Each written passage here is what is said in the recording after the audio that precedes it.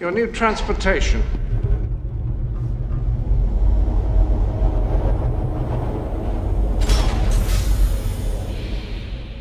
Maybe you've been down here too long. Yup, spending 40 years on a franchise can do that to you.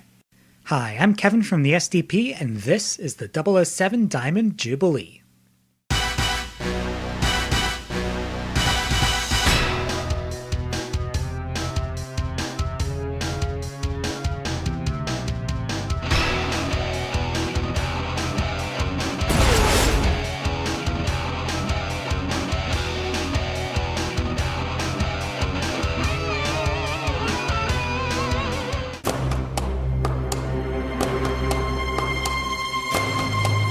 Our story starts in North Korea, where 007 leads a mission to capture a Colonel Moon. Moon's right-hand man, Zhao, receives a tip via phone informing him of Bond's real identity.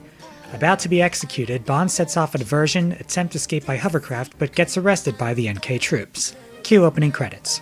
14 months later, he is freed in exchange for Zhao, who was since recaptured by South Korea, and MI6 is not pleased. M strips 007 of his license to kill, but he abandons their custody and follows Zhao to Cuba and Iceland, where he meets up with his new partner in crime, Gustav Graves. Agent Jacinta Johnson, aka Jinx, is the Bond girl this time around. Another in a line of Bond girls who share 007's field of employment, Barry dodges the problems of her character type by playing Jinx a little more feisty-like, although she is prone to bad puns like the man himself.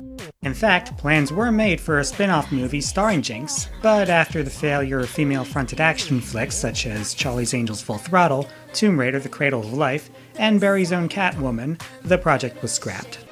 She serves under a Mr. Falco, who is effectively America's counterpart to M. After hearing of Bond's unauthorized intervention in the Cuban clinic, he threatens M with taking over her office if things get further out of hand. And at the end, he also has plans to spearhead a retaliation if Bond and Jinx fail to stop the North Korean advance. Bear in mind that one of the tenets of real-world North Korean policy is that the USA is fighting them via perceived puppet states such as South Korea and Israel. Falco's role in the movie does not help matters, at least it wouldn't if he had more screen time. You think I'd leave this in the hands of the British? The villain is, at first, Colonel Moon of the North Korean army, however, he gets killed in the opening act. Eventually, Bond's pursuit of Zhao leads him to Gustav Graves, a British entrepreneur who seemed to have come out of nowhere, found a diamond mine in Iceland, and started going nuts with charity work. But soon enough, Bond makes the connection that Graves is in fact Colonel Moon, who survived their previous encounter. What a twist! This plot twist is thrust upon us with no warning and the loosest of reasoning on the part of Bond.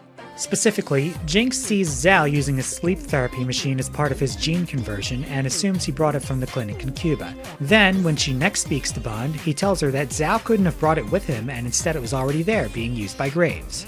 But come on, that could be anybody's psychedelic light mask. Graves' publicist and our secondary Bond girl is Miranda Frost, who ostensibly is also an MI6 agent. While she generally has a cold personality, fittingly enough, she shows sparks of brilliance before and after she has her night with Bond. Before, she affirms that she won't fall for his sex for dinner, death for breakfast routine, until she does, and the morning after, she taunts him for not being able to turn her to an ally. Well, that's pretty neat, I must admit.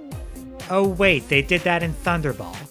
Apart from Miss Frost, the primary henchman is Zhao, Colonel Moon's right-hand man. For most of the film, he is bald and has a massive diamond studded into half of his face, which sounds silly out of context, but you can blame Bond for that. Take note of how, during Bond's period of torture, Zhao had killed 3 Chinese agents at a peace summit and got caught by the South Koreans, which is how he got traded to bail out Bond. This would be quite intriguing, if it weren't merely provided via an expo dump from M. Also, there's this guy named Mr. Kill. No, seriously, that's the name of one of Graves' bodyguards. I'm Mr. Kill.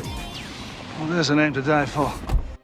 Aston Martin returns to Her Majesty's Secret Service, this time around with the Vanquish, a car featuring an optic camouflage system, motion-tracking shotguns, a heat-sensitive radar, and other accessories. The concept of an invisible car was too much for former Bond actor Roger Moore, who was well aware that he was the first Bond in space. But to its credit, at least they gave it an explanation which is based in real scientific developments. Speaking of fuzzy science, we also have a pocket rebreather from Thunderball and a laser cutter watch from GoldenEye. Notice a pattern? Wish I could make you vanish. The title song is performed by Madonna. It's a dance song with lyrics about destroying one's ego, something that James Bond has always had trouble with, even in this era of deconstruction. However, the lyrics don't have the consistency or conviction enough to carry this message throughout the whole song. Also autotune. On the plus side, the opening credits are interesting, depicting scenes of Bond's 14-month period of torture in North Korea, overlaid with silhouette girls made of fire, ice, and electricity. Also, take note of the female officer in some shots, who looks over the, quote, festivities, unquote, with disdain, almost as if mocking 007 for the way he's treated women over the years. This movie has James Bond squaring off against the most evil sovereign state to exist in the post-Cold War period. How on earth could you mess that up? I'll tell you how. By focusing less on the plot and more on cramming in as many references as possible to every 007 film that came before it as a, quote, present, unquote, to the film franchise's 40th anniversary. Based on plot points including the smuggled conflict diamonds and the satellite laser, it should be obvious that the plot is copied over from Diamonds Are Forever. But I've saved you countless time by not listing all the other references, primarily in the form of subtle sight gags. It's a shame too, the first half of the film had plenty of promise, what with 007 being captured in action and going vigilante upon release in order to set things right. But all those great ideas are wasted in favor of some great big anniversary party. For shame. I'm glad Skyfall celebrated the big 5-0 with some actual dignity, but for now, Die Another Day scores 35%, an F. How's that for a punchline?